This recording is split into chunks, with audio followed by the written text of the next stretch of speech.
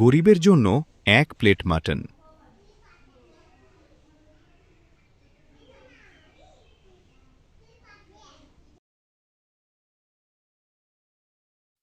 শালবন বাজারে রহিমের একটি মাটন ভাতের দোকান ছিল।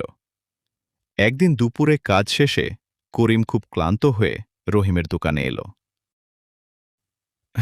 রহিম ভাই, এক প্লেট মটন ভাত দেবেন? অনেকদিন ধরে আমার মেয়েটা মাংস খেতে চাইছে। আজ সারাদিন কাজ করেছি, কিন্তু মজুরি কম পেয়েছি। আমার কাছে মাত্র ৫০ টাকা আছে। জানি এই টাকায় এক প্লেট মটন হয় না, তবুও যদি একটু কম করে দেন তাহলে মেয়েটার জন্য খাবার নিয়ে বাড়ি যেতে পারব। ওকে অনেক দিন ধরে শুধু বলছি পরে মাংস এনে দেব, কিন্তু সেই পরে আর আসছে না।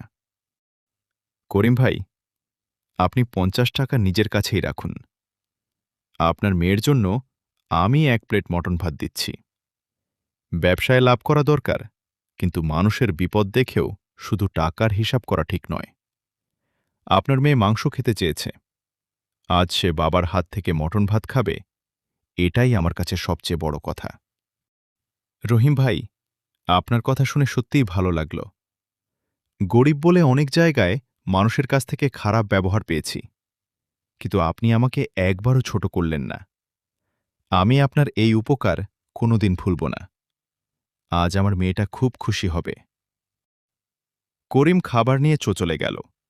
পাশে দাঁড়িয়ে থাকা সোহেল পুরো ঘটনাটি দেখছিল। সোহেল,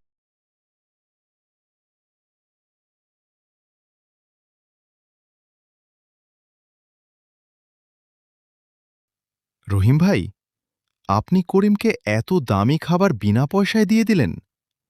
এভাবে সবাইকে সাহায্য করতে থাকলে আপনার ব্যবসা চলবে কিভাবে?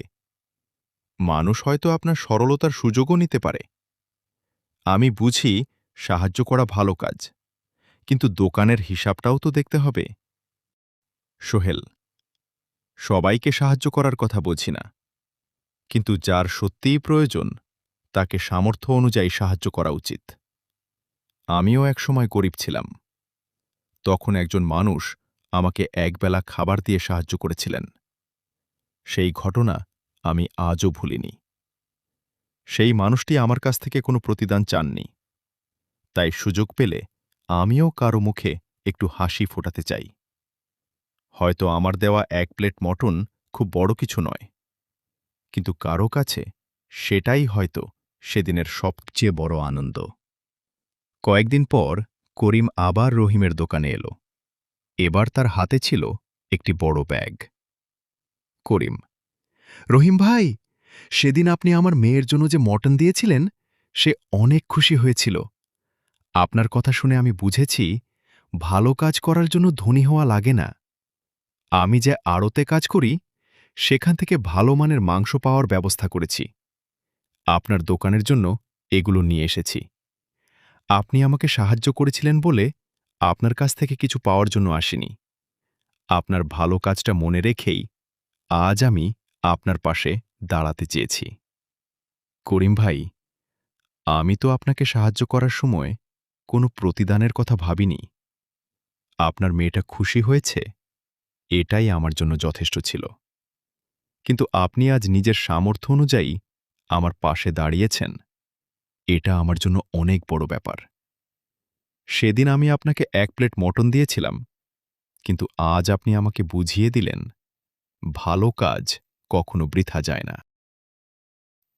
রহিম ভাই, আজ আমি সত্যিই বুঝলাম, শুধু টাকা দিয়ে ব্যবসা বড় হয় না।